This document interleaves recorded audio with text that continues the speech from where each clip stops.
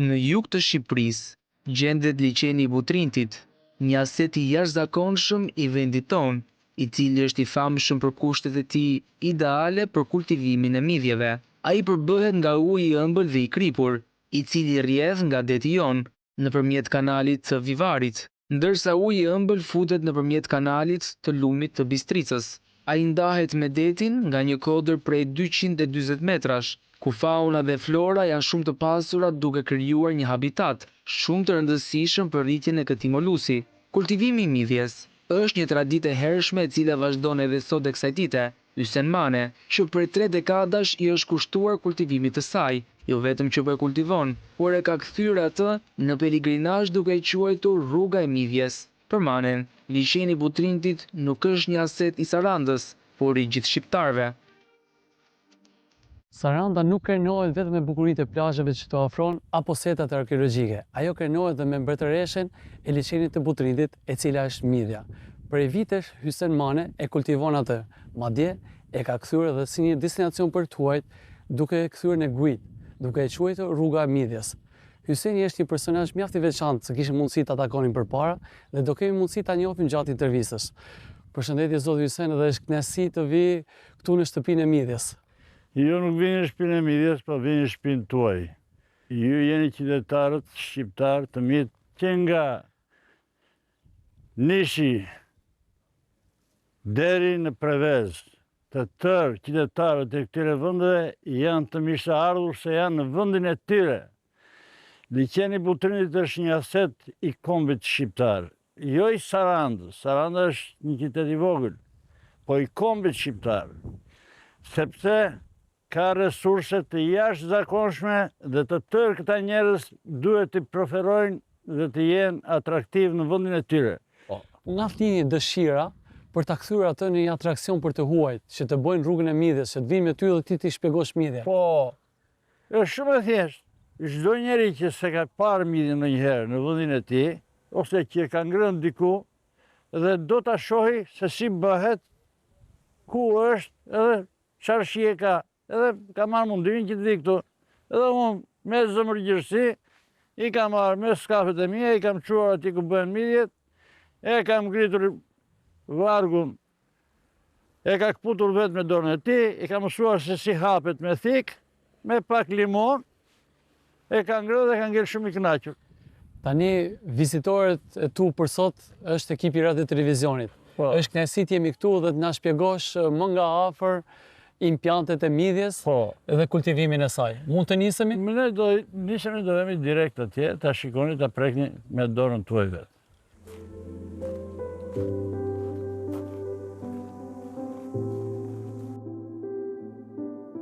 Për të folur më shumë rreth saj, së bashku me zotin Mane, i cili është dhe themeluesi i shtëpia e midhjes, u nisëm për t'i parë më nga afër këto impjante dhe për të vazhduar bisedën tonë në ujërat e këtij liçeni. Pas viteve 90, ku shumica e banorëve të Ksamilit dhe Sarandës ju drejtuan detit për të investuar, Ysen Mane i ktheu syt nga liçeni. Ai edhe pse nuk i njihte midhjet, vendosi të merrte një impjant kur shteti filloi që t'i privatizonte ata. Me kalimin e viteve, ai filloi të rrisë numrin e impjanteve duke kthyer atë në një biznes familjar dhe tani në një atraksion turistik. Shumë njerëz pas 90-s ju drejtuan plazheve, ndërsa ti ju drejtove liçenit. Shko, ishte një hobi, rastisht, marrë dorë një gazet Zëri Popullit që atëherë dhe shikoj jepen impjantet e midhjeve me qera. Edhe më lindi ideja të marrë një impjant midhjesh me qera. Si indicje u bë një kushuri tim që ka qenë biolog për midhje, sa ajo që dilja me të, në 3 biseda që bënim, 2 ishin për midhje dhe për peshkun dhe një që biseda lirë tjetër. Ai ta futi në gjak le të themi. Ai më instinktivisht më ngjiti një dëshirë, domethënë, ta prekja nga afër midhjen. Kush është midhja dhe çfarë bëhet për midhjen. Edhe mora një impjant me qera. Përfshirë. Dhe qatë ditë? Edhe qatë ditë mora 6 impiante nga një. 6 impiante. 6 impiante. Pa punuar asnjë ditë në midje. Tani këta impiantet që ne shohim. Po. Çfarë vitesh i përkasin? Se janë ndërtuar në periudha të ndryshme. I ka ndërtuar Biga Demreka këta. Mbreshin pilotat me batipali ngulte në tokë, janë rreth 20 metër të gjatë ta pilota që vendosen të rarë. 20 metër thellë. 10 metër poshtë dhe 10 metër larg. Edhe kanë filluar që nga viti 60 deri në 75 që janë bërë impiantet. Janë bërë rreth 80 impiantet deri në fund të liçenit butrinit. Kjo pasuri natyrore, e cila sot vizitohet nga i gjithë bota, në kohën e komunizmit, ishte një zonë ndaluar, ku nuk hyje dot brenda këtij territori. Madje më përpara, askush nuk e dinte se këto impiante ekzistonin. Për të hyrë në këtë territor, duhet të pajiseshe me leje të posaçme nga drejtoria e brendshme, duke qenë se Ksamili ishte vend kufitar me Greqinë.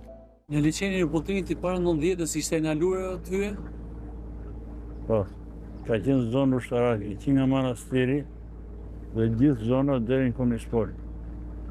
Duhet mirë leje të posaçme nga dega, edhe banorët e atyre vendeve ikin me leje të posaçme. Në kuptoj zot. Midhja këtu është autoktone. Ajo zbulua fillimisht nga italianët të cilët erdhën për një ekspeditë në vendin tonë. Ata hodhën dhe idenë që të ndërtoheshin dhe impiantët nga shteti shqiptar dhe produktin do e blenin ata, pasi shqiptarët nuk e njihnin midhjen si produkt dhe nuk kishin interes për të. Atëherë kishte një prodhimtari të madhe. Tani kjo ka rënë më poshtë gjysma e asaj kohe. Midhja që kultivohet në liçenin e Butritit, më përpara ku shkonte? E njihnin shqiptarët? Midhja këtu në gërmimet që janë bërë në Butrint, kanë dalë edhe midhje, domethënë është autoktone midhja jonë. Dhe midhja i ka, domethënë, dokumentacionin që ka qenë e pranishme shumë vite përpara. Liçeni Butritit është si pasojë e fundosjes tektonike të tokës këtu. Dhe që atëherë midhja është e pranishme. Jo midhja, po shumë moluse tjera. Edhe ostrika, edhe vongulat, edhe tjera.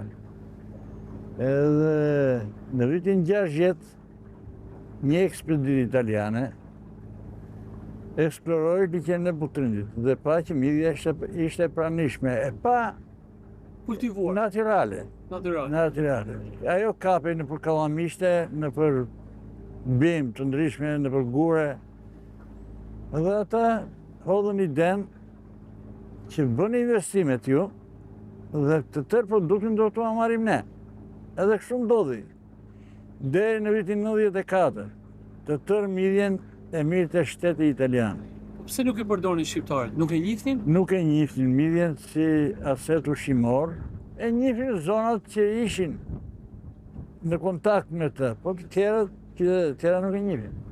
Por ajo çfarë ka rëndësi tani, është se midhja njihet gjërësisht nga shqiptarët dhe janë konsumatorë të saj. Midhja është një produkt mjaft i rëndësishëm për shëndetin e njeriut, pasi mbart vlera të jashtëzakonshme ushqyese. Vlerat që ajo mbart e kanë bërë midhjen mbretëreshën e liçenit. Të një kokër midhje, në organizmin e saj ditësor, kalon 15 litra ujë në organizm që merr planktonin dhe nxjerr ujin prapë jashtë. Planktoni është zinxhiri e hallka kryesore e zinxhirit ushqimor të liçenit Butrinit, ndash për molusjet, ndash për peshq. Midhja shqiptare ka disa cilësi organe leptike që si kanë midhjet e tjera, sepse liçeni Butrinitit ka një kripshmëri 28% krip, kurse deti ka 45-46% krip. Dhe kripa i jep një hidhërim midhjes që bëhet në det. Duke mos patur dhe planktonin e nevojshëm ushqimin kryesor ditë për ditë, midhja bëhet me vrazhd edhe në shije i humb shijet e veta, kurse në liçenin e Butrinit midhja është e ëmbël dhe që qef të hash dhe të gjallë. Që ju dhe provoni vetë shijen e të gjallës dhe të gatuarës, se çfarë ndryshimi kanë. Tani duke qenë se ti fillove ta njihje kaq mirë midhjen dhe kur vinin të huajnë, kishin dëshirë ta shikojnë më nga afër. Po. Dhe kjo ishte një ide le të themi mjaft e mirë për ta kthyer në një tur, le të themi ose për një gjiro me varg për të njohur më nga afër të huajt. Cili është interesi që shprehin ata? Të huajt ngelen të mahnitur për midjen që kemi ne. Se ata kanë vajtur dhe në Greqi, dhe në Itali, dhe në vendet tjera, dhe kanë ngrënë midje. Po si midjen tonë se kanë. Ata habitin dhe italianët thonë, pse nuk na e sillni këtë midje? Në Itali. Grekët jemi afër, gjithësëmorë e larg. Edhe nuk na e sillni. Duke qenë se midja është një molus me vlera të jashtëzakonshme ushqyese. Tashmë po peqet nga shqiptarët, por frekuentohet, ndoshta ndryshe nga atëherë që se peqeni edhe nuk e njihnin. Po. Sot të gjithë klientët, 99% e klientët që vinë këtu, si produkt të parë që duan, është midja. Nëse do zgjidhje për të ushqyer 1 kg mish apo 1 kg midje, ke do zgjidhje? Midje, patjetër midje. Patjetër midje, pse patjetër midje? Sepse në organizmin e njeriut janë 100% të asimilueshme nga organizmi. Pastaj për rinin, ka dhe ca vlera tjera. Është ushqim afrodiziak. Edhe ata janë... Atyre ju sugjeron dhe ju rekomandon mos shumti. Po. Sa jeton ajo dhe si kultivohet, dhe cilat janë proceset që kalon një midje, na i tregon Xha Hyseni, por ajo që rekomandon ai është që po erdhe këtu, duhet të provosh ta konsumosh midjen e gjallë, pasi vlerat e saj të plota merren vetëm kur e konsumon atë të freskët dhe në këtë formë.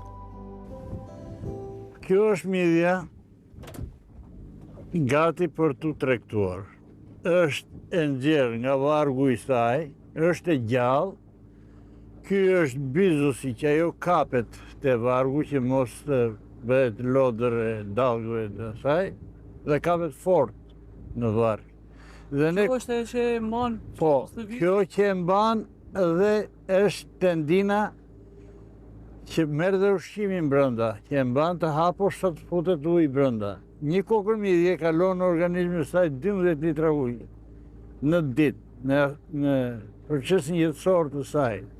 Merë planktonin që futet me ujin në mushkrit e midjes dhe pjesën tjetër të ujit e nxjerr prapë jashtë. Është një pastrues i liçenit butrinitit, domethënë duke ushqyer vetë. Që bën këtë proces. Pastruar edhe vetë, liçenit ushqehet vetë edhe pastron dhe liçenin. Kjo është midja në parametrat e saj, kalon nga 4-5 cm dhe në 10 cm, 12 cm që bëhet midja. Në qoftë se i heqin, në qoftë se Tani, në qoftë se i heq këtë ki bizusi ikën këte nga koka e midjes. Ja. Iku bizusi. Edhe tani midja ngelet e pasër, hapet dhe merret gjithë ushqimi që është brenda, trajtohet me pak limon. Sa jeton nga momenti që ai e heq bizusin, 1 ditë. Po e hoqe bizusin 1 ditë. Oftë se nuk e hoqe bizusin. Dhe midja është e mbyllur hermetikisht. Ushqimin e mban për 1 javë. Dhe në 10 ditë, në 8 gradë temperaturë, ajo është e gjallë akoma. Jeton. Po kaloj me gjatë, në qoftë se hoqe bizusin brenda 1 dite, ajo ngordh, ai bizusi e mban atë vitale. Dhe pastaj duhet uret në ambiente frigorifer. Në frigorifer, patjetër. Tani që i vjelëm disa prej tyre, do kemi mundësi që provoni shijen e tyre të gjallë. Ka një shijen e veçantë, le të themi, të midjes së butrinitit. Është origjinale shija e pa trazuar me asnjë yndyrë, me asnjë gjë, me asnjë gjë. Ka vetëm parametrat e saj jetësor. Janë të shumë turistat që pranojnë ta hanë të gjallë midjen? Po, që i duan crudo, të gjalla, edhe trajtohen me limon vetëm dhe me vaj ulliri, asgjë tjetër. Nuk e kalojnë procesin termik, as në tigan, as në forë, as sekundi.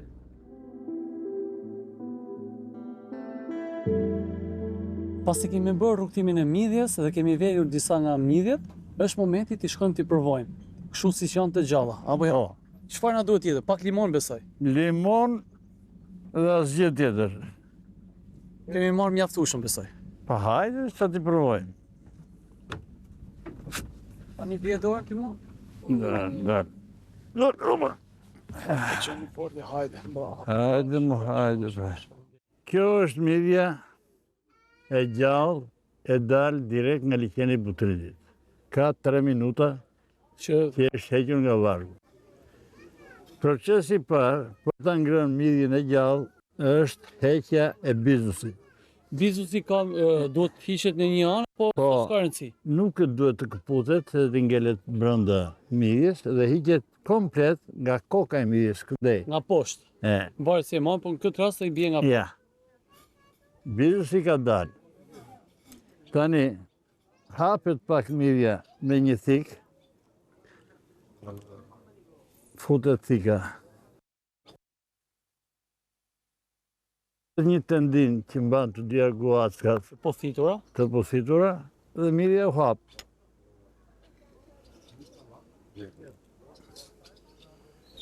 Tani nga të dyja buzët që ka qenë mbyllur midja, pritet ai damari i saj dhe del e gjitha. Atëherë duhet ta provoj edhe unë vetë si që ti. E heqim bizusin, thot, nga ana poshtë. Po, shumë mirë, ja ke hequr. Tani është procesi që do presim me... Jo, nuk e pret do të ashtu. Do spostosh pak nga njëra anë.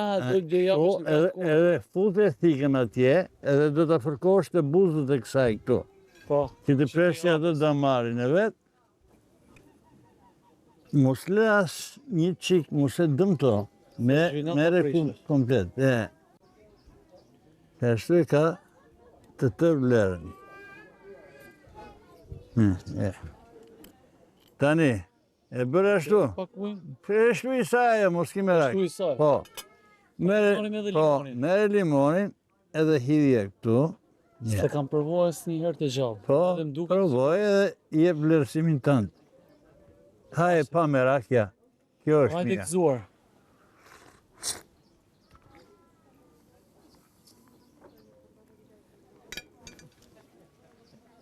Me vlerat ushqyese të jashtëzakonshme. Bio. Kjo quhet bio. E ka shijen e vetë, shumë të mirë, është jashtëzakonisht e asimilueshme nga organizmi njeriu dhe ka vlerat që të thash. Ka vlerat pa imagjinueshme. Aktualisht, në liçenin e Butrindit ndodhen 78 impiante të kultivimit të midjes, ku secili prej tyre arrin të prodhoj 5500 vargje, ku secili varg prodhon 10 deri në 15 kg midje. Publicitetin e parë dhe më të famshëm të midjes e ka bërë filmi Dy Hermat, që është luajtur posaçërisht në këtë liçen dhe me protagonist midjen dhe duke i quajtur atë një mbretëresh. Po kjo ç'është? Midja, mbretëresha e liçenit tonë. Lëm liçenin e Butrindit dhe nisimi drejt një parku natyror, atij të syrit të kaltër. Ai ndodhet pranë rrugës kombëtare Gjirokastër Delvin Sarand, në lartësinë rreth 70-100 metra mbi nivelin e detit. Kemi lënë liçenin e Butrindit dhe jemi nisur drejt syrit të kaltër, i cili ndodhet rrugës së vjetër të Gjirokastrës. Syri i kaltër është një monument i natyrës dhe është mjaft i veçantë. Turistët të cilët zgjedhin të vizitojnë Sarandën apo Ksamirin nuk lënë pa vizituar dhe syrin e kaltër.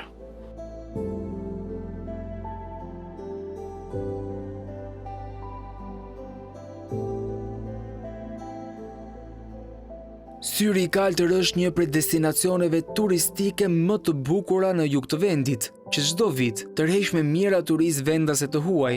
Për disa vitesh ka tashmë një infrastrukturë të re rrugore, sipas standardeve më të mira. Përveç korsisë së makinave, rruga e re përfshin korsi biçikletash dhe këmbësorësh, si dhe shtigje turistike, por para pak ditësh ju shtua dhe një tren. Ai lehtëson lëvizjen e të moshuarve dhe prindërve me fëmijë të vegjël, të cilët e kanë të pamundur të përshkrojnë 2.5 kilometra rrugë në këmbë. Kjo pasi lëvizja në hapësirën e parkut natyror kryhej vetëm në këmbë apo me biçikleta. Lëvizja e automjeteve është e ndaluar nga trau e deri tek burimi i syrit të kaltër.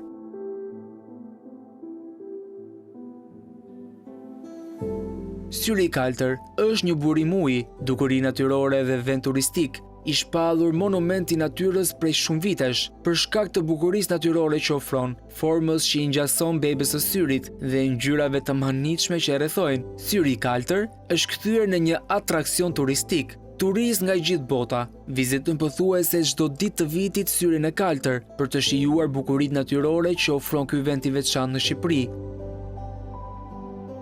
I like the blue eye because it's very beautiful. Më pëlqen syri i kaltur, uji është shumë blu. So blue. You first there to here? Yes, it's the first time. I'm from Spain, from Madrid. Është hera e parë që vizitoj Shqipërinë, do eci e do eksploroj vendin. And see this beautiful place. Vi për herë të parë në Shqipëri, mbërritëm në Tiranë sot në mëngjes. Kemi udhëtuar shumë, erdhëm deri këtu për të shijuar syrin e kaltër. Është mjaft i bukur, ka një ngjyrë të bukur, të kaltër, të pastër. Jemi të mahnitur nga bukuria që rrezaton. Është më vërtet një vend i bukur për të vizituar. Guidat janë mjaft të rëndësishme për t'i shpjeguar të huajve rreth syrit të kaltër. Për sa kohë është e vënë këtë punë? Natyrën jam guid turistike që prej 2016-ës, por me 2021 filluam të kemi këto guidat, si të themi, e mirëfillta, këto guidat masive, duke qenë se dhe turizmi është rritur shumë kohët e fundit. Kush janë ata që vizitojnë më shumë të syrin e kaltër? Atëherë, varet nga sezonet. Në sezonet të ndryshme kemi turista të llojeve të ndryshme. Për shembull, perioda që jemi tani, fillim prill, maj, qershor, kemi më shumë francez, gjerman, pra grupet e themi moshave të treta. Pastaj duke nisur qershor, kori, gusht, kemi nga të gjitha llojet, i themi ne. Çfarë ju bën më së shumti përshtypje të huajve kur vinë te syri i kaltër? Atëherë surprizojnë shumë nga ngjyra e syrit të kaltër, se duke para të fotot në internet thonë që janë të gjitha me filtra, si të shohin në vendet e tjera. Po duke ardhur këtu dhe shohin që është pikërisht ajo ngjyra që shohin dhe në foto, surprizohen shumë. Nga viti në vit është rritur kërkesa për ta vizituar syrin e kaltër? Po. Krahasojmë 2021 me 2022 ka ndryshim kolosal. 2023 pastaj quajmë viti i boomit, që kishte numri turistëve ishte nuk e prisnim të kishim kaq shumë vizitor. Për shembull në gusht supozoj ishin diku tek 1000 vizitor në ditë që vizitonin syrin e kaltër, sipas statistikave. Po për 2024 ka të njëjtat pritshmëri? Për 2024 thonë që duhet akoma më shumë se ç'kishim në 2023. Pra turizmi po duket tani që po bëhet baza e ekonomisë në Shqipëri. Por teksa shijojnë bukurinë që syri i kaltër të ofron, ata harrojnë të zbatojnë rregullat që një monument natyre ka. Në hyrje të syrit të kaltër është e vendosur tabela ku thuhet qartë se ndalohet hedhja në ujë, por turistët, ashtu si dhe shqiptarët, nuk duan t'ia dinë fare për një rregull të tillë dhe hidhen në ujë nga lartësi të ndryshme, pa u shqetësuar as pak për statusin që syri i kaltër mban. Unë do të sugjeroja persona që të rinin dhe mos të lejonin njerëzit të futeshin në syt të kaltër. Kjo jo vetëm se dëmton cilësinë e ujit, por në të njëjtën kohë uji është shumë i ftohtë. Temperaturat janë shumë të larta dhe ka pasur të aksidente në të cilat nuk kemi mundur mirë që ti menaxhojmë, plus rrugës, ambulanca, njërin tjetrën, pra janë disa gjëra që kemi mundësinë ti evitojmë. Jo vetëm bregdeti i vendit, por edhe monumentet natyrore po tërheqin një numër të lartë turistësh. Syri i kaltër është një nga destinacionet që po preferohet çdo ditë më shumë nga turistët. Lëm këtë bukuri natyrore që Zoti ka dhuruar këtij vendi dhe nisemi drejt Gjirokastrës. Ajo çfarë na tërhoqi vëmendjen rrugës ishte dhe një rezervat peshku, i cili ndodhet në një nga fshatrat e Gjirokastrës në Kardhiq. Lumi i tij dhe burimet ujore të kësaj zone kanë qenë piknisja për të ngritur një rezervat për kultivimin e troftës. Erisheu, një person mjaft modest dhe shumë punëtor, do na njohë më shumë për sa i përket këtij investimi dhe pasioni që ai ka. Si lindi dëshira për të bërë një rezervat? Ideja e ndërtimit të rezervatit ka lindur nga baba im bashkë me 2 bashkëpunëtorë të tjerë në rreth viteve 2000. Edhe me njohurit që kishin ata, bën këtë rezervat dhe ne sot kemi arritur jemi nga prodhuesit kryesor të troftës në Shqipëri. Si është të merresh me peshk? Ka mund, është i lodhshëm? Tani si çdo punë e prodhimit është disi e vështirë, po se duhet të merresh me ta, duhet të hysh në ujë, po si punë është e këndshme, është e mirë. Trofta është një trofe që çdo peshkatar ndërron ta zër atë kur del për peshkim. Ky lloj peshku është shumë i bukur dhe kapriçoz, i përket familjes së salmonit. Trofta hyn tek peshqit që për të kultivuar i nevojitet ujë i ftohtë dhe i rrjedhshëm, dhe pikërisht këta ujëra janë të rëndësishëm për ta kultivuar. Si funksionon procesi i troftës?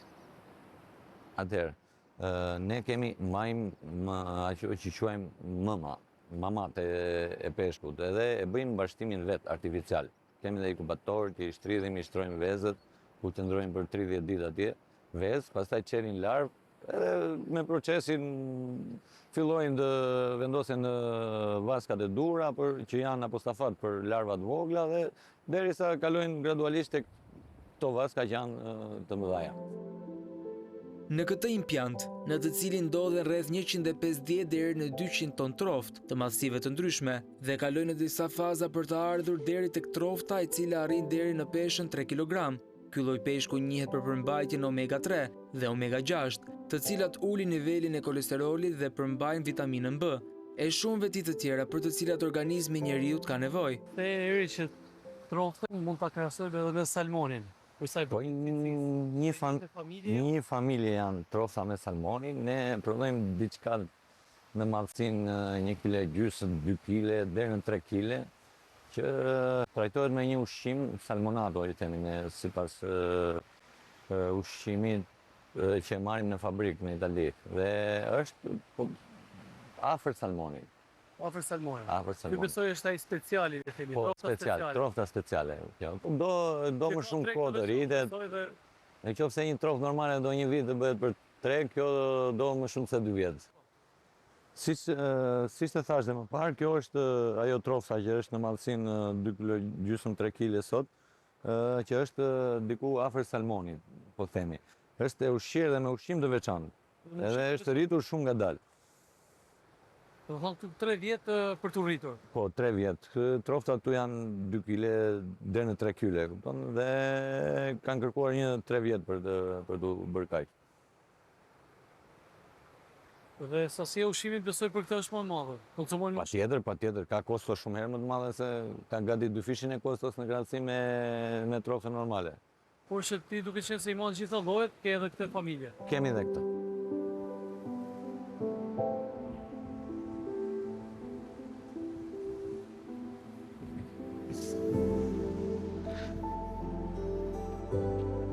Po nuk i zgjedhur të ikësh jashtë kufive?